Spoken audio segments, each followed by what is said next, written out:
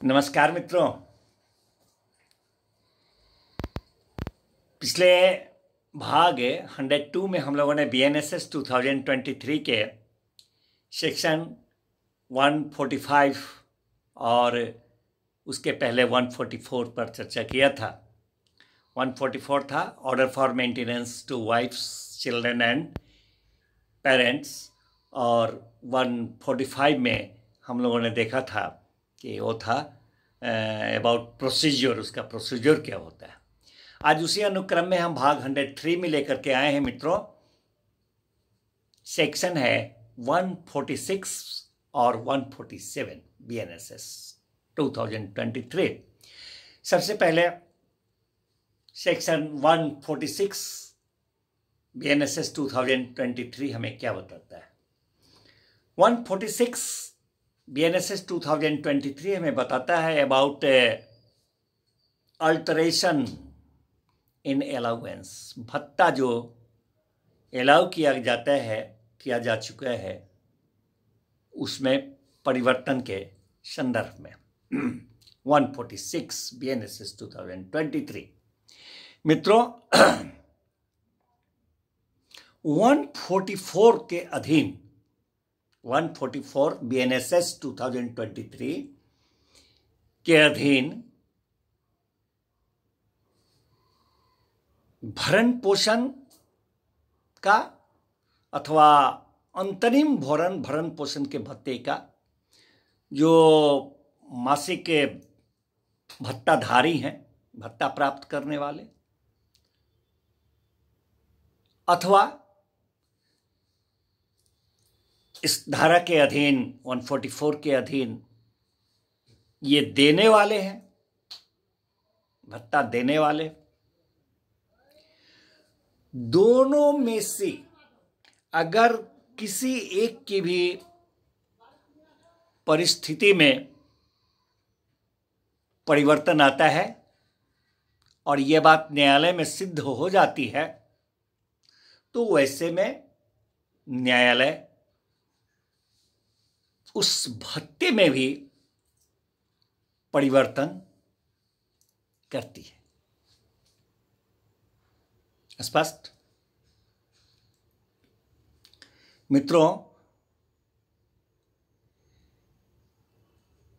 न्यायालय को अगर प्रतीत होता है कि 144 144 का कोई भी आदेश किसी सक्षम सिविल न्यायालय के द्वारा 144 में जो आदेश दिया जा चुका है, अगर न्यायालय को यह प्रतीत होता है कि इस आदेश को किसी सक्षम सिविल न्यायालय के द्वारा उसमें कोई ऐसा विनिश्चय होगा जिसके अनुसार उसमें कोई परिवर्तन होगा अथवा वह रद्द किया जाएगा या अथवा कर दिया जाता है, तो न्यायालय उस सिविल कोर्ट के आदेश के अनुसरण में ये भी अपने उस आदेश को परिवर्तित अथवा रद्द कर देते हैं जो पूर्व में वो अलाउड कर चुके होते हैं। मित्रों, यदि 144 का आदेश विवाह विच्छेद बोले तो डाइवोर्स, यदि 144 का आदेश विवाह विच्छेद की हुई महिला, विवाह विच्छेदित महिला के पक्ष में अगर हुआ है वो आदेश, विवाह विच्छेदित महिला जो है उसके पक्ष में अगर हुआ है तो यदि न्यायालय को इस बात का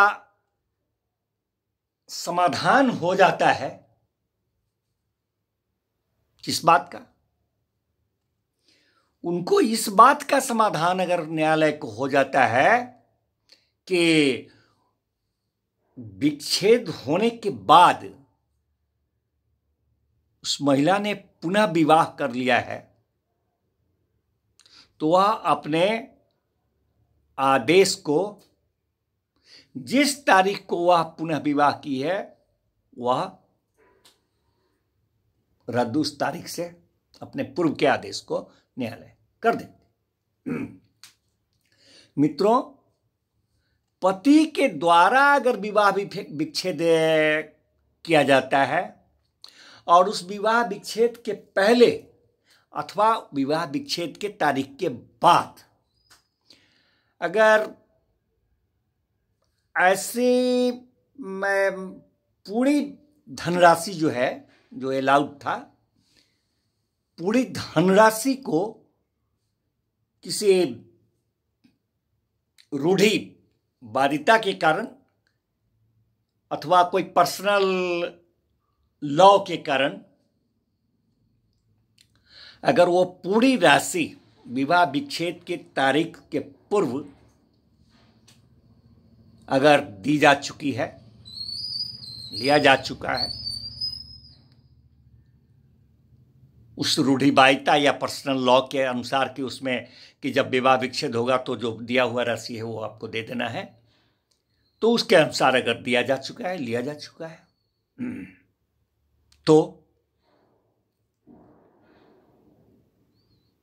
तो क्या होगा? तो वहां पर न्यायालय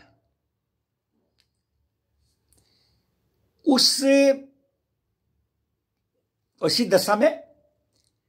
जिसमें ऐसी धनराशि ऐसे आदेश के पहले दे दी जा चुकी है,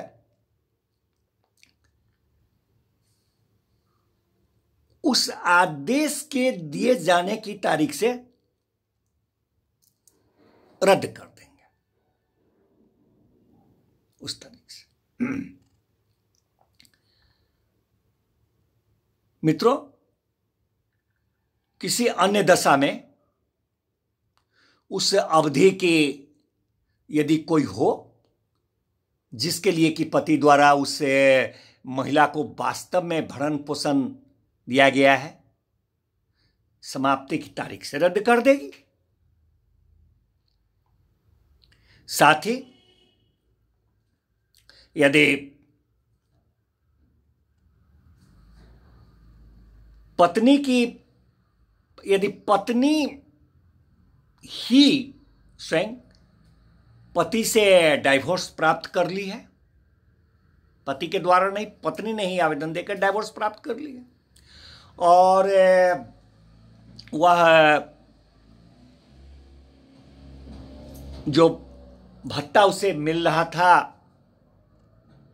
उसको अपने स्वेच्छा से वह त्याग दी है, जो भत्ता अलाउड था उसको अपनी स्वेच्छा से त्याग दी, तो वैसे में न्यायालय आदेश को उस तारीख से रद्द कर देगी, अपने आदेश को। मित्रों,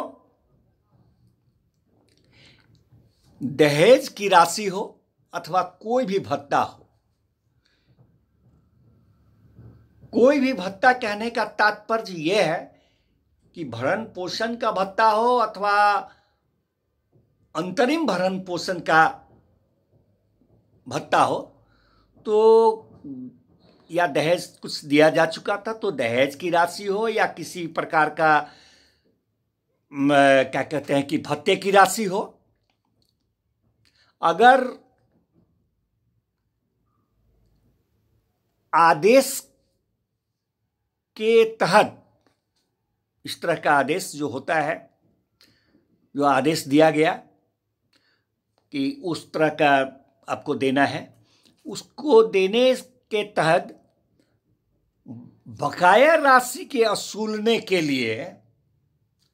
अगर